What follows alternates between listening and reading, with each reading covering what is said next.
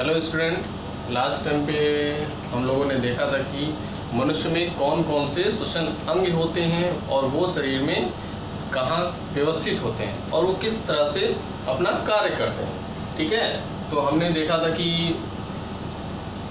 जो आपके मुख्य श्वसन अंगों में है, नासिका है, आपका ग्रसनी है, फिर धीरे धीरे आगे बढ़ेंगे लैरिंक्स आता था, फिर ट्रैकिया, ब्रोंकाई, ब्रोंकियोस और अंत में लंग्स आता था। मेन जो आपका श्वसन अंग उसमें था वो था आपका लंग्स या फेफड़े। हमने ये जाना था कि मनुष्य में एक जोड़ी फेफड़े होते हैं जो मध्य रेखा के अगल बगल स्थित होते हैं और दायां फेफड़ा बाएं फेफड़े से कुछ बड़ा होता है। ठीक है, तो ये सब चीज़ें हम लोगों ने लास्ट टाइम पर डिस्कस किया था। आज हम लोग देखेंगे कि जो फेफड़ों में वायु कोष्ठक या एल्वुलाई होते हैं वो गैसों का एक्सचेंज किस तरह से करते हैं। गैसों का एक्सचेंज यानी ऑक्सीजन और कार्बन डाइऑक्साइड गैस का विनिमय या इंटरचेंज कैसे होता है। तो आज हम देखेंगे किस तरह से गैसों का आदान प्रदान होता है। गैसों का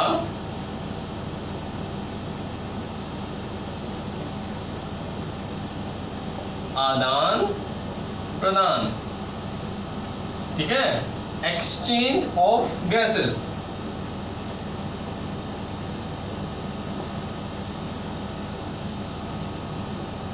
या इसको गैसीय विनिमय भी कह सकते हैं। गैसीय विनिमय कौन कौन सी गैस होती है आप लोग जानते हैं कि हम जब सांस लेते हैं तो ऑक्सीजन अंदर जाती है और जब सांस छोड़ते हैं तो कार्बन डाइऑक्साइड बाहर निकलती है। ये सारी क्रिया आपके लंग्स में जो आपका वायु कोष्ठक होता है उसके द्वारा होती है। ठीक, हमने देखा था कि मनुष्य में जो लंग्स होते हैं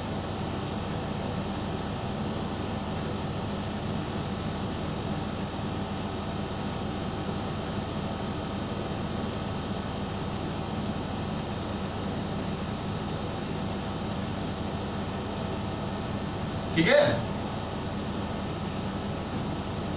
इसको थोड़ा सा इंग्लिश बना देते हैं। ठीक, फिर ये देखा था कि इसमें ये आपके ट्रैकिया है जो दोनों लंग्स में डिवाइड हो जाता है, राइट और लेफ्ट ब्रोंकाई। ये लास्ट वीडियो में डिस्कस किया जा चुका है। इससे जो ब्रांच निकलती थी like this, it terminates into small globular structures।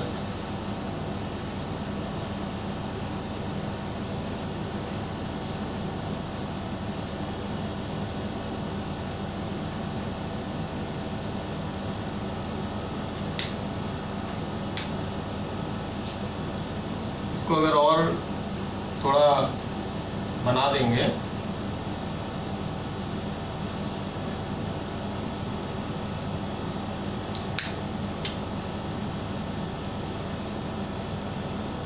ठीक है, तो ये जो आप स्ट्रक्चर देख रहे दोनों लंग्स में पाए जाते हैं। ये स्ट्रक्चर आप देख रहे हैं, इसे हमने क्या बताया था, क्या है ये आपका एल्वुलाई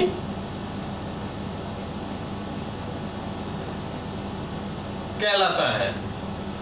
ये ग्लोबुलर स्ट्रक्चर होता है, वायु कोष्ठक। इसको हम वायु कोष्ठक या एक और टर्म हमने लास्ट टाइम में बताया था, क्या था ये, कोपिका। कोपिका, इसके द्वारा, इन वायु कोष्ठकों के द्वारा ही गैसों का आदान प्रदान होता है। ठीक है, लंग्स जो होता है उसके चारों तरफ अंदर भी और बाहर भी रक्त केशिकाओं का जाल फैला रहता है। तभी तो जब अशुद्ध रक्त जो हार्ट से आएगा वो शुद्ध होने के लिए लंग्स में आएगा और शुद्ध होने के बाद वापस आपका हृदय में चला जाएगा। तो इस तरह से जो ब्लड का प्यूरिफिकेशन होता है, शुद्धिकरण होता है। तो जो गैसों का आदान प्रदान होता है वो एल्वुलाई द्वारा होता है। अभी हम इसको देखेंगे कि एक एल्वुलाई को इनलार्ज करेंगे, बड़ा करके देखेंगे कि किस तरह से गैसों का आदान प्रदान होता है।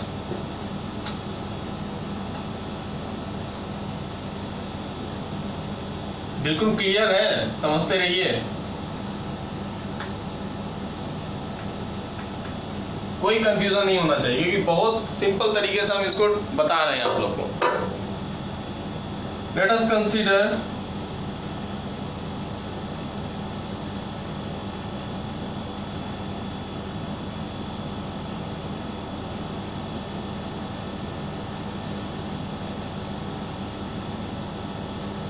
दिस इज एल्वुलाई या वायु कोष्ठक।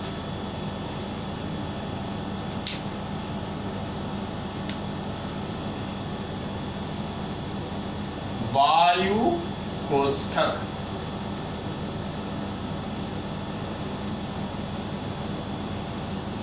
ठीक है। फिर क्या होता है, वायु के कोष्ठक जो होता है वो रक्त केशिकाओं के जाल से घिरा हुआ रहता है।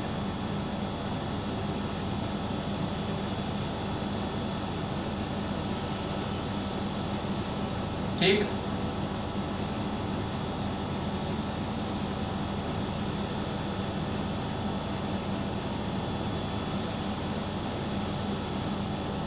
ठीक है।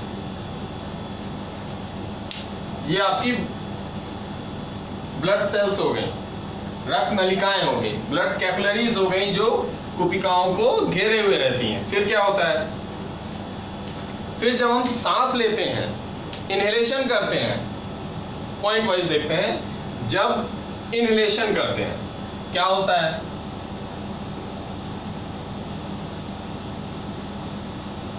इनहेलेशन में आप जानते हैं कि ऑक्सीजन होती है जो शरीर में प्रवेश करती है। ऑक्सीजन गोज इनसाइड,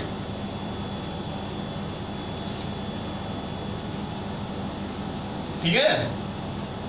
तो ये धीरे धीरे ऑक्सीजन यहां पहुंचती है, O2। फिर क्या होता है,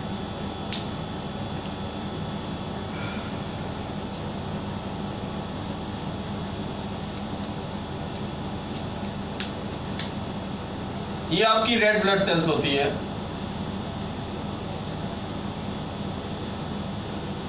जिसको हम RBC कहते हैं।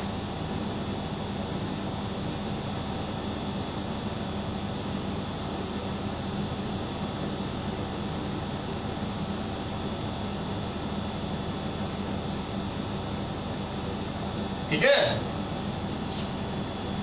तो फिर क्या होता है, ये आपका रक्त नलिकाएं होंगी जिसमें रेड सेल्स पाई जाती हैं, रेड ब्लड सेल्स पाई जाती हैं। ठीक, जो रक्त अशुद्ध होता है, यानी जो डीऑक्सीजनेटेड ब्लड होता है, जिसमें ऑक्सीजन की मात्रा कम होती है या अशुद्ध रक्त होता है, वो यहां हम लिख देते हैं अशुद्ध रक्त। अशुद्ध रक्त या डीऑक्सीजनेटेड ब्लड,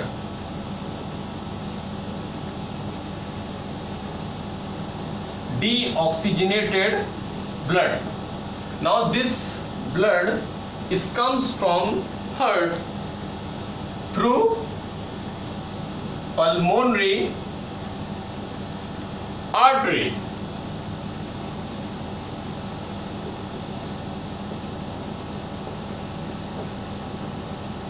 पल्मोनरी धमनी, ठीक है।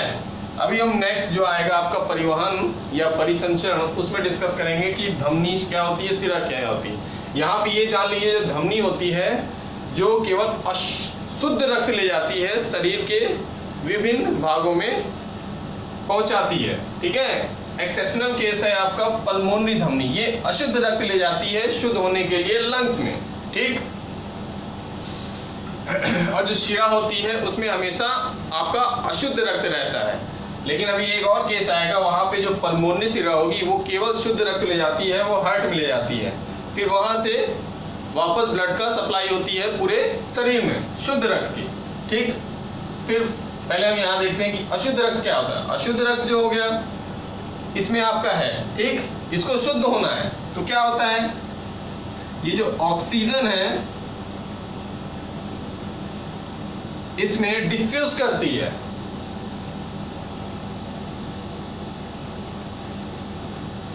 O2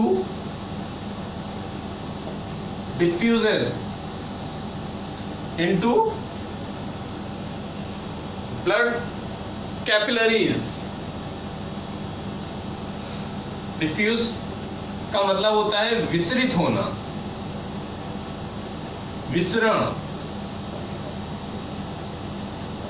अब ये विसरण क्या होता है? विसरण एक तरह की भौतिक प्रक्रिया होती है जिसमें जो मॉलिक्यूल्स होते हैं, जो अणु होते हैं, जब हाई कंसंट्रेशन, उच्च सांद्रता वाले क्षेत्र में होते हैं और वहां से कम सांद्रता वाले क्षेत्र की तरफ मूव करते हैं, गति करते हैं, तो वह प्रक्रिया आपकी विसरण कहलाती है। ये प्रक्रिया अपने से ही होती है, मतलब इसमें कोई एनर्जी की आवश्यकता नहीं होती, इसलिए ये एक तरह का पैसिव फ्लो होता है, अपने आप होती है। There is no requirement for energy. ठीक है, तो आपका ये डिफ्यूजन होता है और उसी के द्वारा जो ऑक्सीजन होती है आपकी, ये आपकी ब्लड कैपिलरीज में आ जाती है और जो रक्त होता है वो शुद्ध हो जाता है। ठीक, जो आपका रक्त आता है उसमें ऑक्सीजन भी होती है, कार्बन डाइऑक्साइड भी होती है। ठीक है, तो ये आपका आ गया। फिर इसमें ऑलरेडी पहले से ही कार्बन डाइऑक्साइड भी है। ये क्या होगा, यहाँ पे जो ऑक्सीजन अंदर आती है वो आपकी प्रोसेस के थ्रू होती है, जिसे हम क्या कहते हैं, कल ही बताया था, अंतःशोषण या इनहेलेशन। इनहेलेशन, ठीक, इसके द्वारा अंदर आई। फिर क्या हुआ, फिर जो यहाँ पे आपकी कार्बन डाइऑक्साइड यहाँ पे है,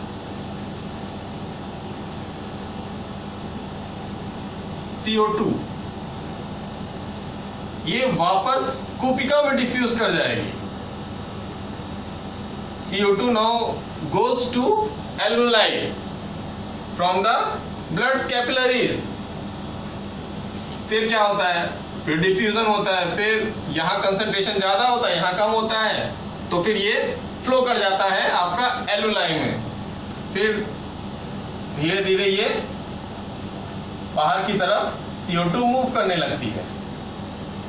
ठीक, और इस क्रिया को क्या कहते हैं, इस क्रिया को हम कहेंगे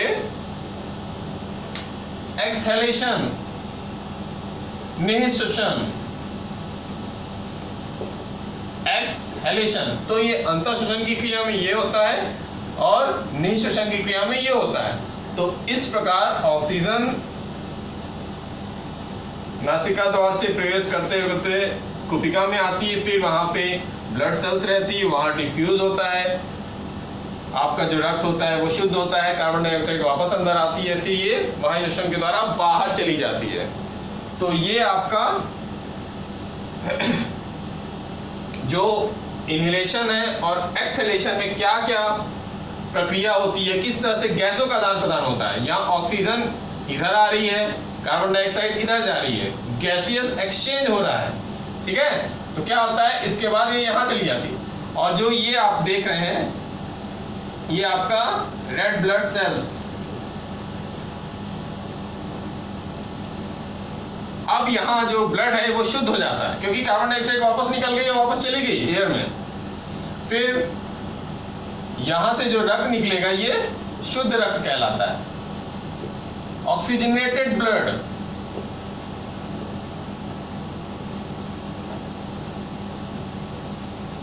ऑक्सीजनेटेड ब्लड, ठीक है। अब ये ब्लड किसके माध्यम से जाएगा हार्ट में, हमने अभी बताया था एक वेन होती है, एक्सेप्शनल केस में ये वेन होती है, नहीं तो जितनी भी वेन्स होती हैं वो आपकी अशुद्ध रक्त को ले जाती है, ये शुद्ध रक्त को ले जाती है, और उस वेन्स का नाम है पल्मोनरी वेन, पल्मोनरी सिरा। ठीक, इस तरह से ब्लड जो है आपका शुद्ध हो गया और ये वापस हार्ट में चला गया, और इस तरह से पूरा प्यूरिफिकेशन होता है गैसों के आदान प्रदान द्वारा। ठीक, आई थिंक आपको समझ में आ गया होगा, स्टेप बाय स्टेप इसमें बताया गया है, इसमें कोई कंफ्यूजन नहीं होना चाहिए। कंफ्यूजन हुआ तो ठीक नहीं है, कंफ्यूजन नहीं होना चाहिए। क्या होता है, जब हम सांस लेते हैं तो ऑक्सीजन अंदर आती है, कुपिका में आती है, फिर क्या होता है, ऑक्सीजन जो होती है डिफ्यूज करती है रक्त केशिकाओं में, फिर जो कार्बन डाइऑक्साइड होता है वो रक्त केशिकाओं से आपका एल्वेलाई में आता है, इसमें डिफ्यूज करता है, फिर जो वायु शोषण द्वारा कार्बन डाइऑक्साइड बाहर निकाल दी जाती है, और जो शुद्ध रक्त अब हो जाता है वो वापस हार्ट में भेज दिया जाता है, ऑक्सीजनेटेड ब्लड। ठीक, तो इस तरह से गैसों का आदान प्रदान होता है, ये जानना जरूरी है। अभी हम नेक्स्ट टॉपिक जो आपका परिवहन या परिसंचरण है उसमें देखेंगे कि किस तरह से जो रक्त होता है, जो ऑक्सीजन होती है, जैसे इसमें ऑक्सीजन मिली तो रक्त में एक पिगमेंट पाया जाता है जिसे हम हीमोग्लोबिन कहते हैं, जिसके कारण रक्त का रंग लाल होता है, उससे ये क्रिया करके ऑक्सी हीमोग्लोबिन बनाता है। ये ऑक्सी हीमोग्लोबिन जहां आवश्यकता होती है वहां पे ऑक्सीजन को पहुंचाता है, फिर हीमोग्लोबिन वहां से हट जाता है और वहां पर उपस्थित कार्बन डाइऑक्साइड से क्रिया करके कार्बोक्सी हीमोग्लोबिन बनाता है, फिर यहाँ पे आता है, फिर कार्बन डाइऑक्साइड यहाँ डिफ्यूज कर जाती है और वायु शोषण द्वारा बाहर चला जाता है। मतलब यही प्रक्रिया होती है आपकी गैसों का आदान प्रदान। एग्जाम में आता है कि गैसों का आदान प्रदान कैसे होता है, तो इस वे में आप सिंपल तरीके से समझ सकते हैं कि किस तरह से गैसों का आदान प्रदान होता है, गैसेस एक्सचेंज कैसे होता है, अशुद्ध रक्त शुद्ध रक्त में कैसे बदलता है। तो ये क्लियर रहना चाहिए, बिल्कुल कोई इसमें जरा से भी कंफ्यूजन नहीं होना चाहिए, क्योंकि अगर ये आपको समझ में आ गया तो आप समझ जाएंगे। अभी हार्ट आएगा नेक्स्ट चैप्टर में कि कैसे ब्लड कहाँ से कैसे किस तरह से फ्लो करता है, तो उसमें भी ये चीजें आएंगी। तो इस तरह से गैसों का आदान प्रदान पूरी तरीके से होता है। ठीक, अब हम देख लेते हैं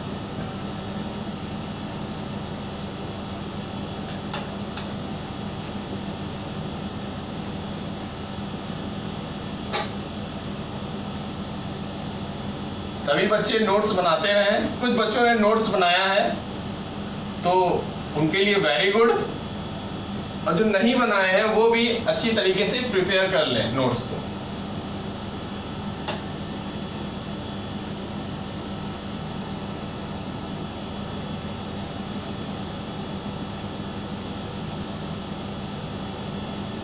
ठीक है, अब हम एक छोटा सा टॉपिक है ब्रीथिंग और रिस्पिरेशन में क्या डिफरेंस है, श्वासोच्छ्वास क्रिया और श्वसन में क्या डिफरेंस है। तो देख लेते हैं, पॉइंट वाइज देख लेते हैं, कोई ज्यादा इसमें वो नहीं है। श्वसन और श्वासोच्छ्वास, श्वासोच्छ्वास इसको रेस्पिरेशन बोलते हैं।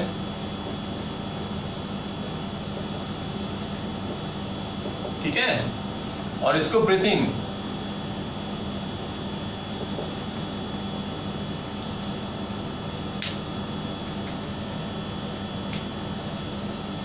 जस्ट हम इसको अगर डिफरेंस करने के लिए एक लाइन खींच देते हैं बीच में,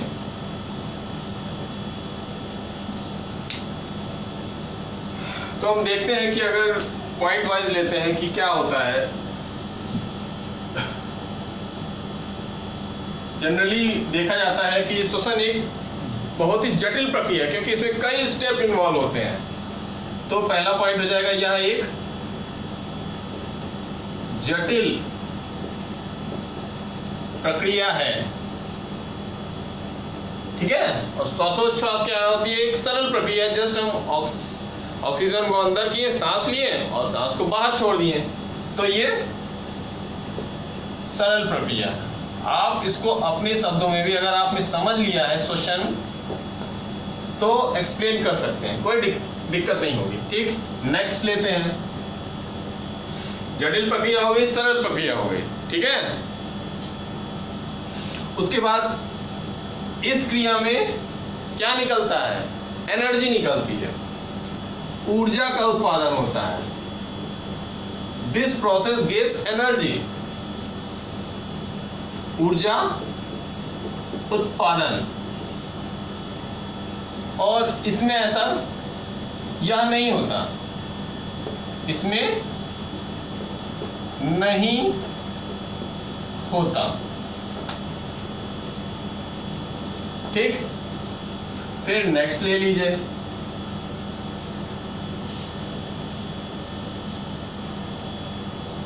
इसमें ऊर्जा उत्पादित होती है, इसमें नहीं होती। ठीक है, ये सभी कोशिकाओं में होती हैं। जितनी भी कोशिका है शरीर में जैविक, सभी में रिस्पिरेशन की क्रिया होती है, क्योंकि सभी कोशिकाओं को एनर्जी की आवश्यकता होती है। तभी हम भोजन करते हैं, एनर्जी रिलीज होती है, माइटोकॉन्ड्रिया में स्टोर होती है, एटीपी के द्वारा वह एनर्जी इन कोशिकाओं को समय समय पर मिलती रहती है। ठीक, इसमें फिर क्या होता है? सभी कोशिकाओं में होती है।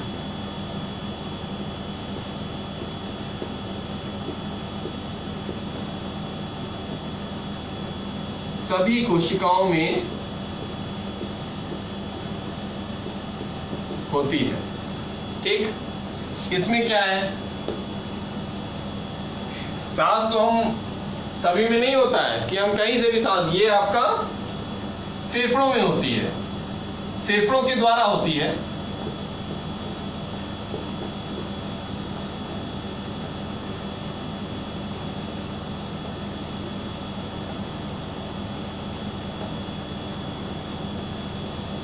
ठीक है,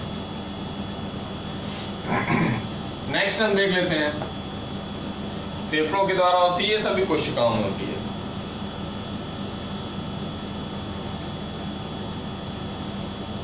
इसमें गैसों का आदान प्रदान नहीं होता।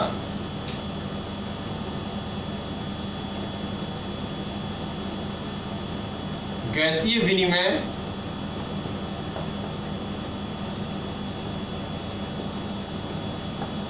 नहीं होता।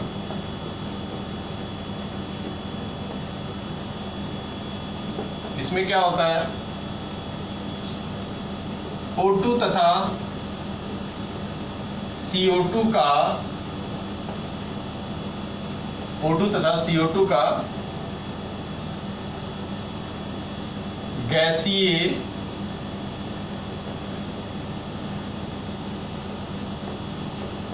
आदान प्रदान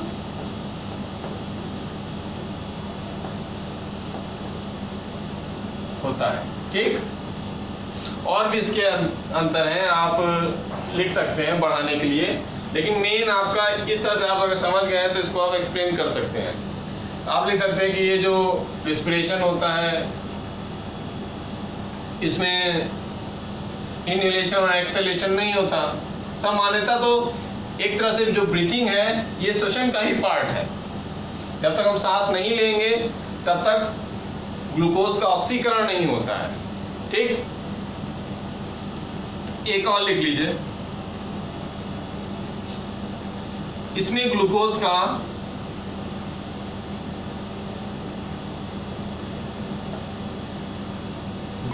का ऑक्सीकरण होता है।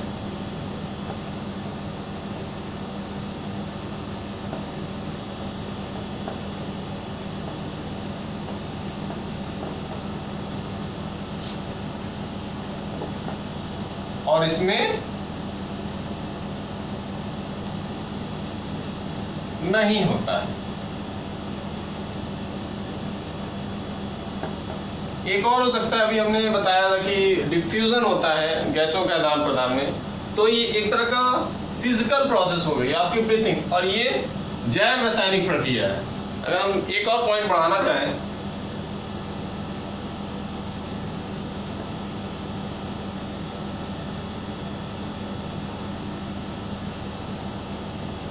छठा पॉइंट क्या होता है, ये जैव रासायनिक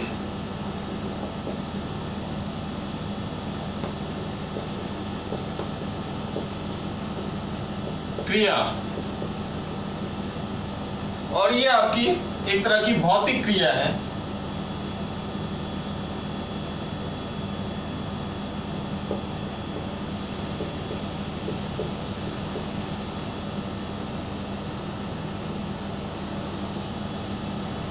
जैव भौतिक कर लीजिए, जैव भौतिक क्रिया, ठीक। क्योंकि जो अंतःशोषण है और वायु शोषण है वो जीवों में तो ही होगा, और जो डिफ्यूजन है वो आपका फिजिकल प्रोसेस हो गया, ठीक है। तो इस तरह से ये अंतर होते हैं श्वसन और श्वासोच्छ्वास या ब्रीथिंग में। आई थिंक आपको समझ में आ गया होगा, ये बेसिक कंसेप्ट है। तो अगर इतना समझ में आ गया, गैसों का आदान प्रदान समझ में आ गया, तो आपका रिस्पिरेशन कंप्लीट हो गया। तो इस तरह से हम लोगों ने जैव प्रक्रम में जो अगला टॉपिक हम लोगों ने शुरू किया था रिस्पिरेशन, उसे कंप्लीट किया। सबसे पहले इसमें था श्वसन क्या होता है।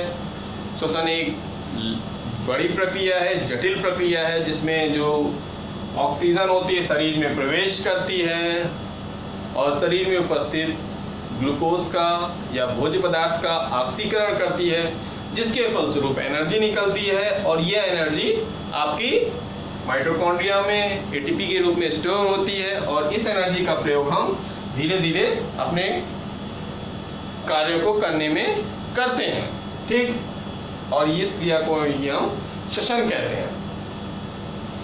श्वसन में हमने कई बताया था, आपका जो श्वसन अन्य जीवों में अलग अलग तरीके से होता है। ग्लूकोज का जो विखंडन होता है डिफरेंट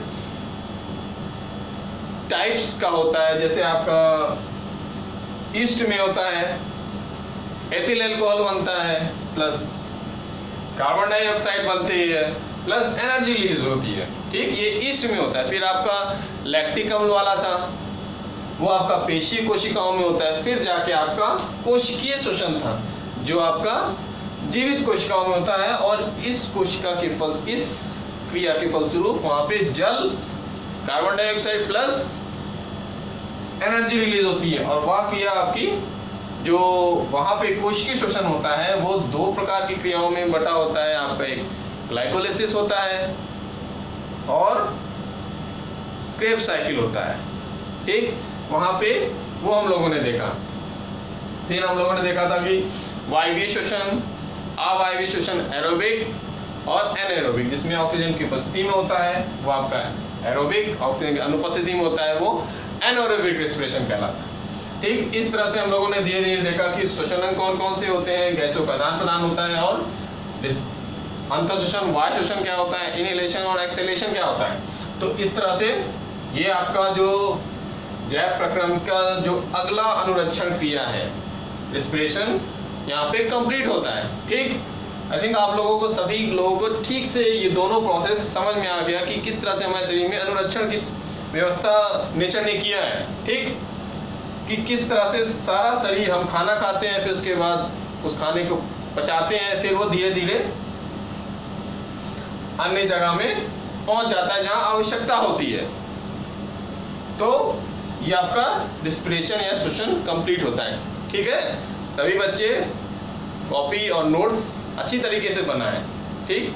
और जो लोग नहीं बनाए वो भी बनाएं, और उनको बना के पूरी तरीके से कंप्लीट नीट एंड क्लीन उसको ग्रुप में सेंड करें और अपना सिलेबस धीरे धीरे पूरा करें, ठीक है। ओके बच्चों, थैंक यू।